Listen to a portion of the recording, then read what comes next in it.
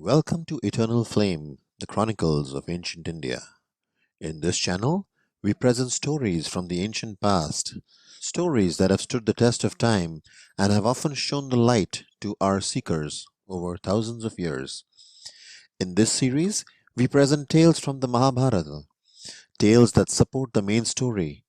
Versions of these stories can be found in several Puranas, sometimes in more or less detail and often with some differences, as can be seen in the telling of the story of Shakuntala or the Ramayana of Markandeya, for example. For the purpose of this series, we've gone purely by how they appear in the Mahabharata.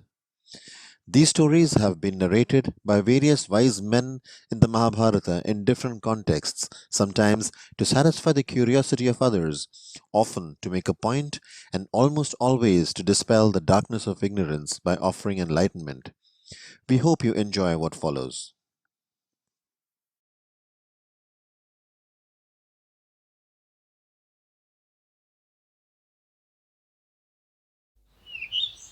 The peak of Mount Meru dazzled in brilliant gold as the rays of the sun lit up its heights, reaching up to the heavens. Far away from the world of men, accessible only to celestials, this peak offered the Devas the ideal venue for their assembly. The Devas wanted Amrit, the divine nectar that would grant them immortality. It was the one thing that would give them superiority over their enemies, the dreaded Asuras. They spent ages discussing and arguing amongst themselves, but could see no way forward. They had no idea where to even begin looking for the Amrit. Narayana, seeing the anxiety of the Devas, said to Brahma and the assembled Devas, "To obtain the Amrit, you will have to churn the ocean. That's the only way to get the divine Amrit that you desire." The enthusiastic Devas, happy that they now had a plan of action, considered how they might go about doing so. They decided to use the majestic Mount Mandara as a churning rod. But try as they might, they could not uproot it. Dejected, they went back to their mentors, Brahma and Vishnu, with their predicament. They said, "Lords, we need your help." After much deliberation, we all agreed that the ocean can only be churned using the mighty Mount Mandara as a churning rod. There is no other way. We tried our best to extract it but failed. Please tell us how we can dislodge Mount Mandara and carry it to the ocean. Vishnu smiled and said, "The great Ananta Vasuki is the one who can help you with this. I will request him to help you." Directed by both Brahma and Vishnu, the mighty Vasuki tore up the whole Mandara mountain and carried it to the ocean shore as the astonished Devas followed. The Devas then addressed the ocean seeking its consent. The ocean agreed in return for a share of the divine Amrit. The Devas then approached the king of the tortoises and requested him to hold the mountain on his back for the duration of the churning. The tortoise king readily agreed. Indra, the leaders of the Devas, arranged for Vasuki to place Mount Mandara on the back of the tortoise king. With the huge tortoise at the bottom of the ocean supporting Mount Mandara as the churning rod, and the great Vasuki himself as the churning cord, the Devas were now ready. The Devas then found that they also needed help with the churning. All of them together, even if they exerted themselves to the fullest, were not able to start churning the ocean. They had no choice but to bring in their dreaded enemies, the Asuras. When the Asuras heard what the Devas were trying to do, they readily agreed to help. They knew that they had a good chance of grabbing the Amrit when it appeared. Everything was finally ready. Vasuki coiled himself around Mount Mandara. The Asuras held him by the hood and the Devas by the tail. Then they began the extraordinary task of churning the ocean. The churning began with a thunderous roar as the mighty Vasuki was stretched. Black fume and flames emanated from his mouth. These turned into clouds charged with lightning and then poured as rain showers, offering some relief to the tired Devas and Asuras. As Mount Mandara whirled and gathered speed, large trees were torn up and the friction resulted in fires that blazed frequently. The whole mountain looked like a dark cloud charged with lightning. When the churning had gone on for quite some time, and the extracts of the trees and herbs from the mountain mingled with the waters of the ocean, the milky waters of the deep troubled ocean slowly turned into a buttery substance, but the Amrit did not appear. Tired and exhausted, the Devas and Asuras stopped to catch their breath. Dejected, the Devas approached Brahma and said, "Lord Brahma, help us. We are exhausted and have no strength to churn any further. The Amrit we seek has not appeared, and we are at a loss. Our only hope is Narayan. Please help us." The wise Brahma then appealed to Narayana, who graciously granted them strength to continue churning. Delighted, the Devas and Asuras resumed the churning. After a while, the mild moon of 1,000 rays emerged, followed by Lakshmi, then a white steed, then the famous celestial gem, Kaustubha, and finally Dhanvantari himself, with the white vessel of Amrit. As soon as they saw him, the Asuras cried out loud, "There's the Amrit! It shall be ours!"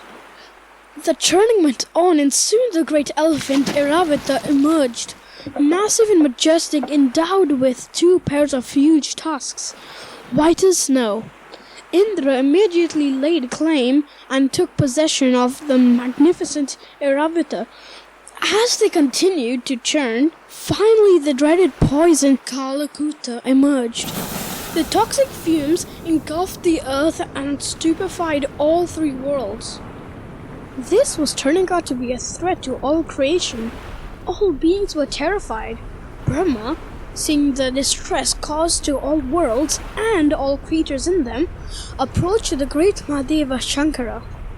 Almighty Shiva came to the rescue of all, and in the presence of the terror struck celestial beings. He calmly collected all of the poison, consumed it, and held it in his throat. While the Devas and Asuras watched in awe, Shiva then looked at all of them and calmly walked away. The only visible effect was a little blue patch on his throat. This is why he's also called Nilakanta, the blue-throated one. The churning was all done now, and both the Devas and Asuras then focused on the Amrit they desired. Both parties wanted exclusive rights to both Lakshmi for good fortune and the divine Amrit for immortality. The Devas now had to find a way to keep the Amrit from the Asuras, while the Asuras, generally more powerful, had to find a way to grab the Amrit by force. The Devas considered their strategy while the Asuras prepared for battle. The Asuras attacked the Devas and took control of the Amrit, while the Devas continued to fight to try and win it back. Once again, Lord Narayana came to their aid. He used Maya, his power of illusion, to appear to the Asuras as the beautiful maiden accompanied by Nara. The illusory enchantress completely charmed the Asuras with her tantalizing beauty, and losing all their senses, they handed over the Amrit to her. Having tricked the Asuras out of the Amrit, the beautiful maiden secretly let the Devas drink of it, while they fought the Asuras. The delighted Devas, now immortal, fought more fiercely than ever. One of the Asuras, Rahu, noticed the treachery and disguised himself as a Deva to consume some of the Amrit. As soon as he took a sip, he was seen by Surya Deva and Somadeva, who cried out loud to Narayana. In a split second, Narayana hurled the invincible chakra, which decapitated Rahu. But the Amrit had gone down to his throat already. As a result, the head of Rahu became immortal. From that day on, The head of Rahu has been sworn enemies of the sun and the moon, and frequently consumes them, resulting in solar and lunar eclipses.